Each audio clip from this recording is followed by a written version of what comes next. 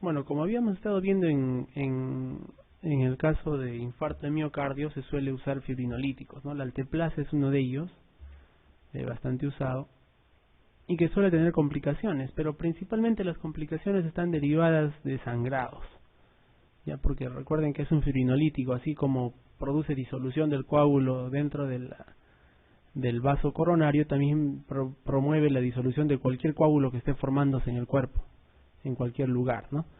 Entonces tenemos efectos secundarios muy frecuentes, que son, por ejemplo, fallo cardíaco, edema de pulmón y las hemorragias, ¿no? O formación de cardenales. Cardenales son hematomas en el lugar de la inyección también. También es frecuente con el uso de alteplasa la hipotensión. O sea, por eso es que cuando un paciente se da fibrinolítico se suele dar en una unidad de cuidados intensivos, o si lo damos en la emergencia, lo damos en la unidad de shock trauma, ¿no? Porque estás con todo ahí a la mano. Porque mira, puede hacer edema de pulmón, falla cardíaca, necesitas tener un ventilador, un tubo endotraqueal en la mano también, no preparado. ¿Qué más puede ocasionar? Hipotensión, que se corrige con la administración de líquidos. Latidos irregulares después de que el aporte de sangre al corazón se ha restaurado. No aparecen arritmias cuando se restaura el latido. O angina de pecho, ¿ya? Puede también producir alteplasa. Vamos a ver de estos de aquí cuál es la respuesta. En la unidad coronaria se está administrando alteplasa, activador tisular del plasminógeno obtenido por ingeniería genética, ¿no? Antes se usaba streptoquinasa, que se obtenía de los estreptococos, pero suele haber, tú usas una vez streptoquinasa y en la siguiente ya hace reacción adversa, ¿no? Hace anafilaxia, puede ser una vez. Pero alteplasa no ocurre eso, ya que se obtiene por ingeniería genética. Dice, se debe indicar a la enfermera que debe estar alerta a la aparición de ¿qué? De vómitos, estreñimiento, tromboflebitis, fiebre o hematuria. ¿Cuál de ellos tiene que estar más alerta? La hematuria, pues, ¿no? Porque si está apareciendo hematuria significa que probablemente el paciente puede estar sangrando ya por cualquier parte. Entonces la respuesta es la hematuria.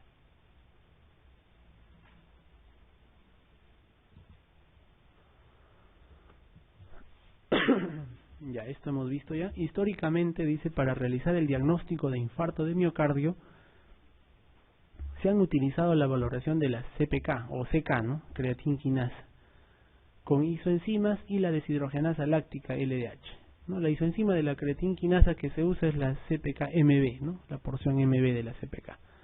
Y la deshidrogenasa láctica también se ha usado históricamente. Otras pruebas más recientes que permiten un diagnóstico más temprano incluyen, ¿cuál de esas se eleva más temprano? En ese cuadro dijimos que las que se eleva más temprano de todas, ¿cuál es?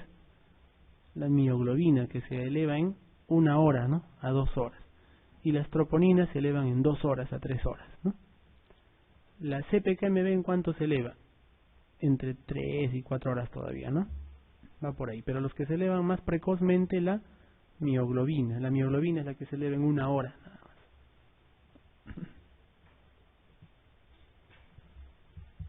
Bueno, y sin salir de la patología coronaria, aquí tenemos un gráfico, ¿no? Esto es un EKG normal, ustedes ya conocen onda P, complejo QRS y onda T, ¿verdad? El infarto de miocardio ST elevado evoluciona de esta manera. O sea, primero aparece la T picuda, ¿no? Una T alta. Después esta T alta se fusiona con el complejo QRS prácticamente, termina de fusionarse y aparece el ST elevado, ¿no? Aquí tenemos un segmento, esta es la línea basal y el ST está elevado acá, ¿ya? Algunos dicen que para que el ST sea elevado de verdad tiene que tener esta concavidad hacia arriba, ¿no? Pero esto posteriormente, ya con las horas, esto más o menos aparece al inicio, luego esto a las 3 horas, entre 6 y 10 horas ya va apareciendo el ST elevado, se va borrando, va disminuyendo el ST, ¿no? Y va apareciendo la onda T invertida, ¿no? Y apareciendo una onda Q, miren, acá va apareciendo la onda Q. Lo que no había onda Q, aparece onda Q. Y finalmente ya esto queda pues para toda la vida, ¿no? Onda Q y T invertida. La onda Q, esta es onda Q, acá ya no hay onda Q, ¿no? Pero la onda Q significa infarto antiguo o necrosis antigua. ¿no? Y cuando le preguntan, pero ¿cuán antiguo? O sea, no sé, ¿no? Puede ser desde hace 12 horas hasta hace 30 o 40 años, ¿no? Pero queda la onda Q como signo de lesión, que ha habido un infarto, una necrosis en esa zona. Y para que la onda Q sea significativa, tiene que medir más de 1 milímetro de ancho, o sea, más de un cuadradito de ancho, y la amplitud, la profundidad, tiene que ser por lo menos de 1/3 de la amplitud del complejo, de todo el complejo QRS, ¿no? Yo agarro de acá arriba hasta acá abajo, acá hay 1, 2, 3, y más o menos 1/3 es la onda Q. 1/3 de la amplitud del QRS más 1 milímetro de ancho. Es una Q significativa, ¿no? Aquí estamos viendo otro EKG con elevación del ST. ¿Ya? Aquí QRST está elevado, ¿no? Casi 4 milímetros. Y aquí vemos otra vez la onda Q, que es necrosis, ¿no? Necrosis nos indica que no se puede saber cuánto de antigüedad tiene eso. Eso es en el caso de infarto, ¿ah? Infartos. También hay infarto ST no elevado, pero la isquemia no se refiere a infarto. La isquemia se refiere a poco aporte hacia un área de miocardio, ¿no? Poco aporte sanguíneo. Por ejemplo, en un infarto no oclusivo, una obstrucción no oclusiva. Uno de los signos más frecuentemente vistos es la T invertida, ¿ya? Pero hay que tener cuidado con lo que se menciona o lo que se ve cuando se quiere buscar T invertida. T invertida no quiere decir T negativa, necesariamente, o sea, T para abajo, ¿no? Hay pacientes que pueden tener la T para abajo, pero no ser T invertida. ¿Qué significa T invertida? Significa invertido en relación al complejo QRS. Si el QRS está positivo, la T es negativa, es invertida. Si el QRS es negativo, como en el caso de las derivadas precordiales, ¿no? V1, V2, el QRS es negativo, la T invertida será positiva. O sea, invertida, al revés del complejo QRS, ¿ya? Y otro signo de isquemia es el desnivel ST también, pero hacia abajo, miren, ¿ve? Entonces, estos dos signos de isquemia son frecuentes, ¿no? Aquí tienen, por ejemplo, un desnivel ST, pero infradesnivel, ¿no? El infradesnivel nos habla de isquemia también. A diferencia del infarto, ¿no? De la lámina anterior en el ST elevado, cuando hay ST elevado yo puedo saber de qué cara, en qué porción del corazón se está infartando, ¿no? Por ejemplo, si el ST elevado está en las precordiales, yo digo es la cara anterior. Si está hacia abajo, la cara inferior, ¿no? A los que si se presenta, por ejemplo, en ABF o 3. En el caso de isquemia puede haber el infradesnivel, pero el que el infradesnivel se presente en una de las derivadas no me indica que en qué cara está, o sea, no me dice nada, simplemente que hay isquemia nada más en alguna parte, ¿ya? Pregunta 24. En un infarto agudo de miocardio, los cambios isquémicos pueden verse en la monitorización de una sola derivación, como les decía, ¿no? Pero no es posible confirmar la presencia y posición del infarto. En isquemia, perdón, esto es en isquemia. ¿Qué signo electrocardiográfico indica la existencia de isquemia? Onda Q profunda y ancha, no, esto es infarto, necrosis, ¿no? Segmento ST elevado, eso es también infarto, necrosis, y nos permite ubicar, ¿no? Onda T invertida, sí, no, la onda T invertida sí. El segmento ST deprimido también, y el complejo QRS amplio no. Pero de estos, ¿cuál es el que más nos indica la isquemia? Es la onda T invertida, ¿no? Más que el ST deprimido, es la onda T invertida.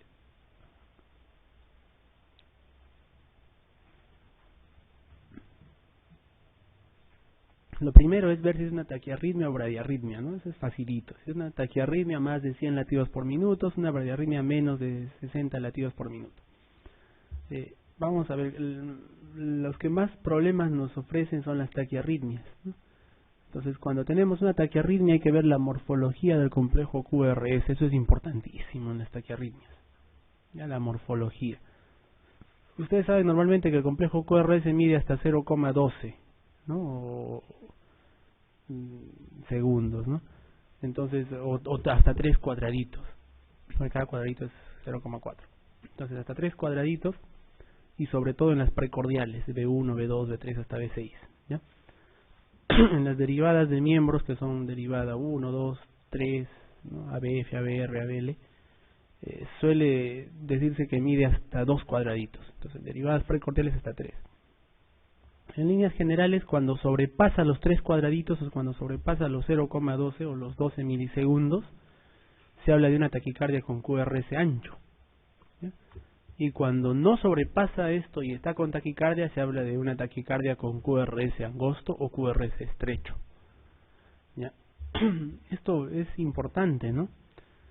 ¿Por qué es importante? Vamos a ver si es que tenemos otra. No, todavía no. Es importante porque las taquicardias QRS ancho, ¿no?, pueden ser de origen ventricular, o sea, debajo del nodo AB. ¿Ya? Principalmente ese es el riesgo de las taquicardias QRS ancho. Pero hay taquicardias QRS ancho que vienen desde arriba del nodo AB, que son las supraventriculares, ¿no? Pero ¿por qué una taquicardia supraventricular podría tener el complejo QRS ancho?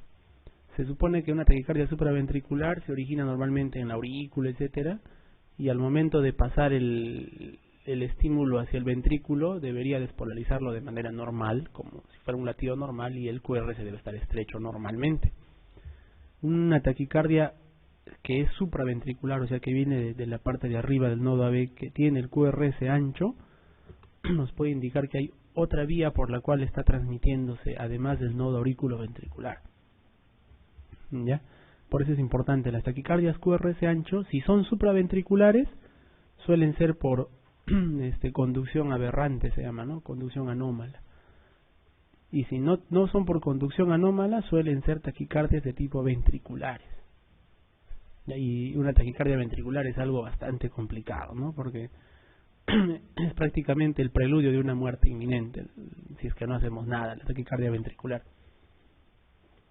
En cambio, las taquicardias con QRS estrecho, o sea que tiene el QRS pequeño, todas son supraventriculares, ¿no? Aquí toditas son supraventriculares, o sea, son por encima del nodo AB. Cuando hablamos de supraventricular, estamos hablando del nodo auriculoventricular para arriba.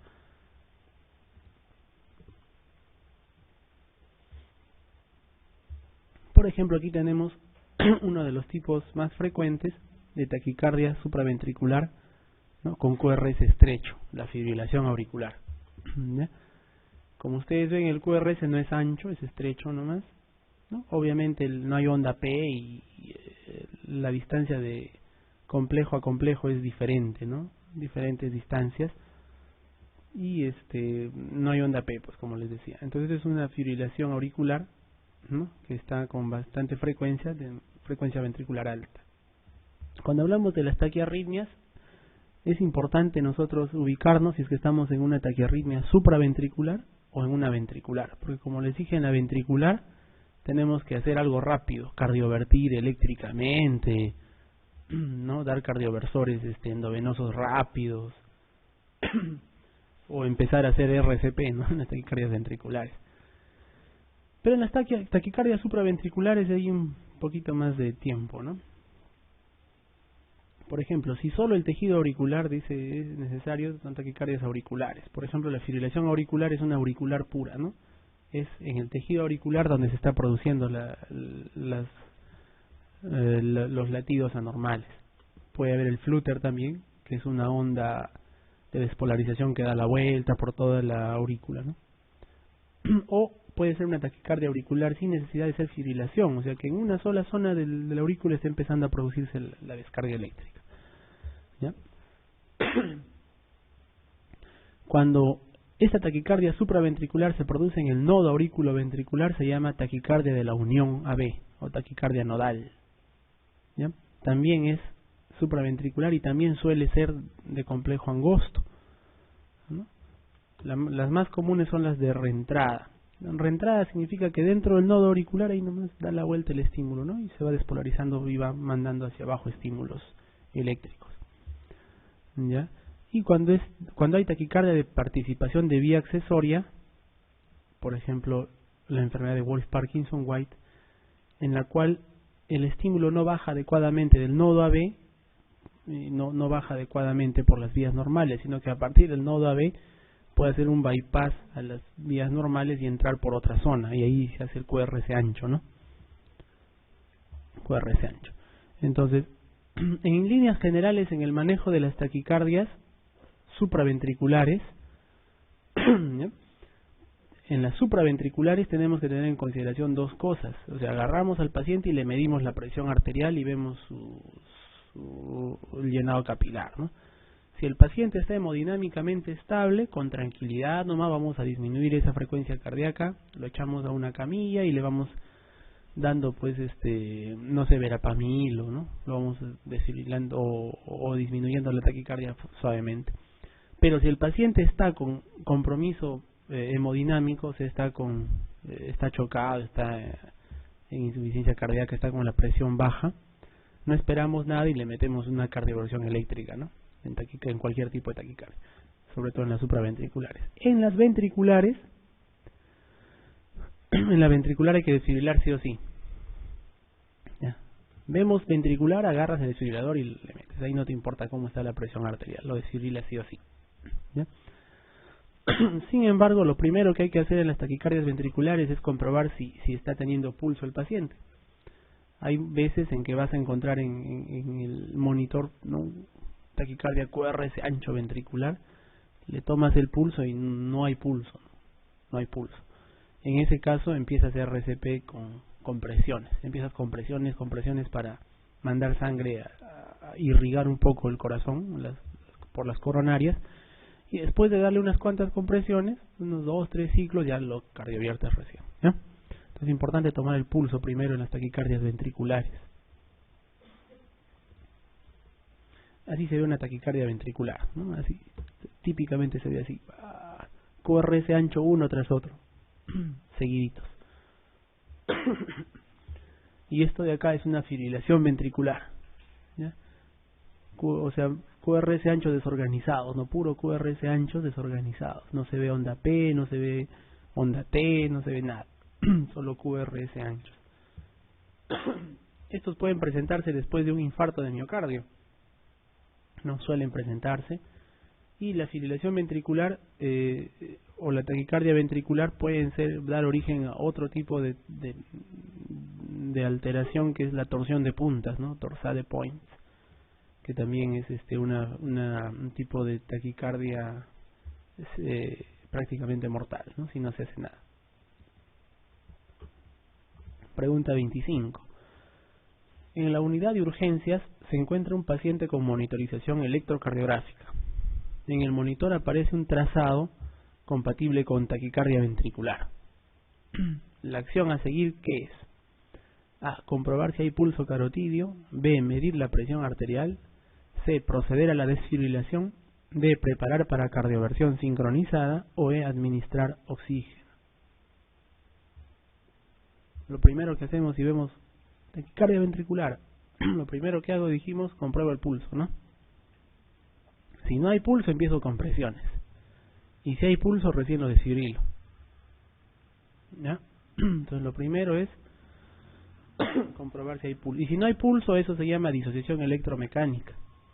O sea que eléctricamente el corazón está todavía dando algunos signos de actividad eléctrica, pero mecánicamente no hay pulso. Ahí tengo que hacer masaje cardíaco primero.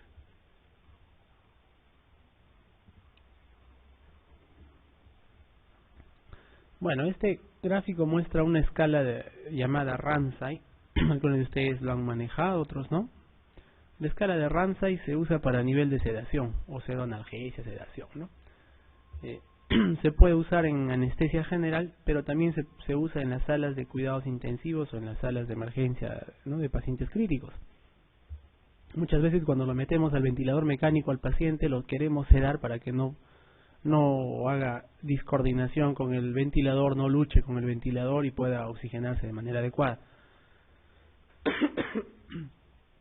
Y va así, ¿ve? Si nosotros empezamos a sedarlo y el paciente está ansioso, agitado, impaciente, es Ramsay 1. Si el paciente ya está tranquilo, ya no está ansioso, coopera, está orientado, tranquilito, echado, se llama Ramsay 2. El paciente que responde solo al llamado verbal es Ramsay 3, está tranquilito, puede estar con los ojos cerrados, le hablas y te mira, ¿no? Paciente que demuestra una respuesta activa a un toque leve a la glabela, o sea, le tocas acá la cabeza y se despierta, ¿no? O a un estímulo sonoro es Ramsay 4. Ramsay 5 es un paciente que demuestra una respuesta débil a un toque leve, o sea, casi no se mueve, le tocas y casi no se mueve, ¿no? Da un estímulo sonoro auditivo. Y el Ramsay 6 es el paciente que no responde ni a un toque leve ni a un estímulo sonoro, no responde, ¿no? En las salas de cuidados críticos lo que hacemos nosotros es lo ponemos al paciente en Ramsay 5 para que se deje llevar por el ventilador mecánico, ¿ya? Le damos sedación hasta Ramsay 5 o inclusive hasta 6 puede ser en algunos casos, entre 5 y 6, ¿no? Le damos midazolam con fentanilo usualmente hasta que baje pues su estado de conciencia. 26. ¿Qué escala utilizaría para monitorizar el grado de sedación de un paciente sometido a ventilación mecánica? Glasgow, Ramsay, Kappa, Cook o Campbell. Ramsay, ¿no? Ramsay es para sedación. Glasgow ya saben, es el nivel de conciencia, ¿no? Glasgow fue creado inicialmente para pacientes con TEC, inicialmente para valorar la evolución. Hoy en día se usa para medir el nivel de conciencia en general, ¿no? En cualquier paciente. Pregunta 27. ¿Con qué onda del electrocardiograma coincide la descarga eléctrica en una cardioversión? O sea, ¿con qué onda debe coincidir, ¿no? Es lo que estábamos hablando de la descarga eléctrica hace un rato. Hay dos tipos de descarga eléctrica que le podemos dar, ¿no? Si lo hacemos coincidir con el complejo QRS, o sea, con la parte de la onda R, se llama sincrónica. Y si le metemos la descarga donde sea, no importa si va hacia la R o va en la P, lo agarra en la T, es asincrónica, ¿no? Lo recomendable es hacerlo es de manera sincrónica. Nosotros no tenemos que calcular, porque imagínense un paciente que tiene 150 latidos por minuto, no vamos a calcular en qué momento darle sobre la onda R, eso no hacemos nosotros. Simplemente al desfibrilador le ponemos sincrónico ahí, ¿no? Tiene su opción. Le pones sincrónico, pones sobre el paciente las palas y ya cuando tú estás listo presionas y solito el desfibrilador encuentra una onda R y ahí lo desfibrila, ¿no? Le suelta la carga. ¿Por qué se hace en onda R? Porque hay menos riesgo de parada cardíaca, ¿no? En cambio, si tú lo haces en onda o sin onda R, hay más riesgo de asistolia, ¿no? Entonces se le suele dar en la onda R. Ya esa es la respuesta en todo caso, ahí, con la onda R.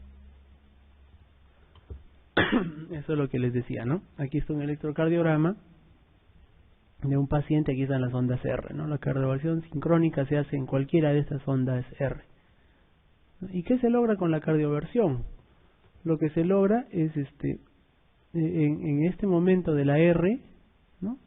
El corazón está despolarizado casi en su totalidad, entonces se le manda una carga para terminar de despolarizar todo el corazón, ¿no? Todo. Y se resetea el corazón para que pueda volver a empezar.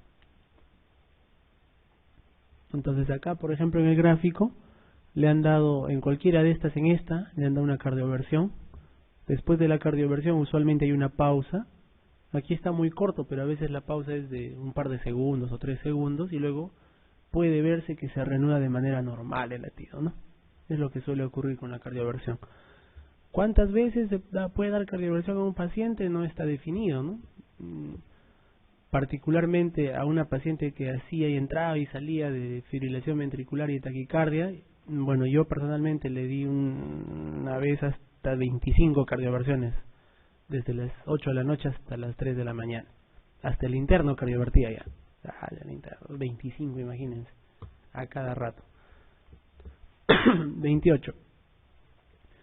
En el cuidado de pacientes con trastornos de vías respiratorias inferiores, ¿ya? La auscultación, esto es semiología, ¿no? La auscultación es una técnica de exploración útil para valorar los ruidos respiratorios y por lo tanto el flujo de aire en el árbol bronquial y en los pulmones. ¿Qué tipo de ruidos respiratorios se consideran anormales de los que están ahí? ¿No? Broncovesiculares, ruido broncovesicular o murmullo vesicular es normal, ¿verdad? Los ruidos bronquiales, si uno los ausculta más o menos a la mitad del tórax, puede escuchar los ruidos bronquiales como lo que se describe como soplo tubario si estuviera en otro lado, ¿no? Vesiculares o murmullo vesicular es normal también. Los crepitantes no son normales, ¿no? Los crepitantes significan acúmulo de fluido dentro de los alveolos, ¿no? Y los ruidos traqueales normales, uno pone el estetoscopio y escucha cómo entra y cómo pasa el aire por la tráquea, ¿no? Entonces aquí son los crepitantes. Muy bien, en cuidados críticos también hacemos bastante la punción arterial y a cada rato, en emergencias sobre todo también, ¿no? Entonces tiene su técnica, ¿no? Con guantes, aséptico, y se suele hacer sobre la arteria radial. ¿Ya? En algunos casos es más conveniente, si es que no se encuentra, hacerlo más arriba, ¿no? Pero a la altura del pliegue del codo, pero eso ocasiona más riesgos de que se forme un trombo en esa zona. Entonces, tras localizar, dice, el área de pulso, se toma la muestra de sangre arterial, ¿no? Esa técnica ya ustedes saben, pero lo que se debería hacer y no hacemos es el test de Allen, ¿no? El test de Allen sirve para verificar que si nosotros produjéramos, ¿no? En el caso de que se dé un coágulo aquí en la arteria radial tras la toma de la muestra, entonces pueda funcionar la otra arteria, la cubital, y pueda irrigar la mano. Ya, eso es para ver, es test de patencia de la arteria cubital, es el test de Allen. ¿Cómo se hace? Al paciente se le comprime a los dos lados, ¿no? Tanto donde pasa la arteria radial como donde pasa la arteria cubital, fuerte. ¿Hasta cuándo se comprime? Se comprime hasta que la mano se vuelva pálida. ¿Ya? Será cuestión de 20 segundos. Una vez que la mano se vuelve pálida, se suelta la arteria cubital, ¿no? Se libera. Se sigue presionando la radial, pero solo se libera la cubital y se verifica que la mano se torna roja. O sea, pasa la sangre. Ese es el test de Allen o prueba de Allen, ¿no? Mide la patencia, el adecuado funcionamiento de la arteria cubital. Deberíamos hacerlo en todos los pacientes a los que se les va a tomar análisis de gases arteriales. Pregunta 29. Previa a la realización de una punción en la arteria radial para la obtención de una muestra sanguínea y posterior análisis gasométrico, es recomendable realizar el test de Allen. ¿Qué objetivo específico cumple la realización del mismo? A, dice, comprobar el llenado de la arteria radial. No, en la radial es en la que vamos a tomar. B, valorar los reflejos motores. No. C, comprobar si hay un buen pulso en la arteria cubital. No compruebe el pulso, ¿no? Porque casi nunca podemos tomar el pulso ahí. D, comprobar la correcta circulación colateral de la mano. La circulación colateral sí, ¿no? A través de la arteria cubital.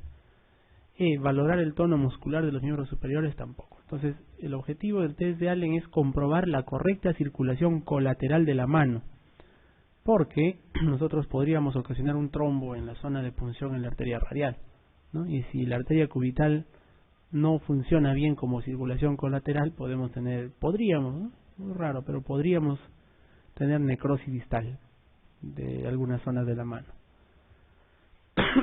Muy bien. Aquí un poquito para ver las quemaduras y los grados, ¿no? A veces llegan pacientes quemados también en la emergencia, ¿no? Tenemos que valorar quemadura de qué grado y qué extensión. Entonces, hablamos de quemadura de primer grado cuando la afectada es solo la epidermis, como ven acá, ¿no? Por ejemplo, una quemadura solar es una quemadura de primer grado. O una quemadura por vapor de agua suele ser una quemadura de primer grado, ¿no? Solo la epidermis. En la quemadura de segundo grado, la afectación es tanto de la epidermis como de la dermis. Y en las quemaduras de segundo grado se suelen formar, como aquí estamos viendo, ampollas, ¿no? Vesículas y ampollas. Eso es característico de la quemadura de segundo grado, ¿no? Se afecta epidermis y dermis. Y en las quemaduras de tercer grado, la afectación es total de toda la piel, ¿no? Epidermis, dermis e hipodermis. Acá debe ser epidermis, ¿no? Epidermis, dermis e hipodermis. Inclusive puede llegar a destruir músculo, ¿no? Músculo, huesos, etcétera. Usualmente las quemaduras de tercer grado ya no son tan dolorosas, ¿no? Porque se destruye hasta los receptores de la sensibilidad que están ahí.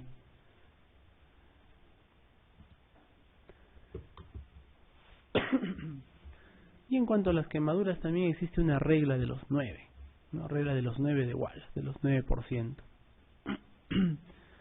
que más o menos nos da un aproximado de la extensión de la quemadura, ¿no? Por ejemplo, esto es en adultos, dice que la cabeza y cuello juntos más o menos abarcan el 9% de la superficie corporal. Una sola extremidad superior completa abarca el 9%, ¿no? Del hombro a la mano es el 9% de mi cuerpo. La extremidad inferior abarca el 18%, es el doble. La parte anterior es 9% y toda la parte posterior otros 9%, ¿no? Porque la extremidad inferior es más grande siempre. La espalda y las nalgas también el 18%, ahora vamos a ver un gráfico, ¿ya? Y la cara anterior del tórax y abdomen 18%, o sea, toda la parte anterior del tronco 18% y la parte posterior del tronco 18%. Y el área de los genitales el 1%. ¿Ya? Eso es para la regla de los 9.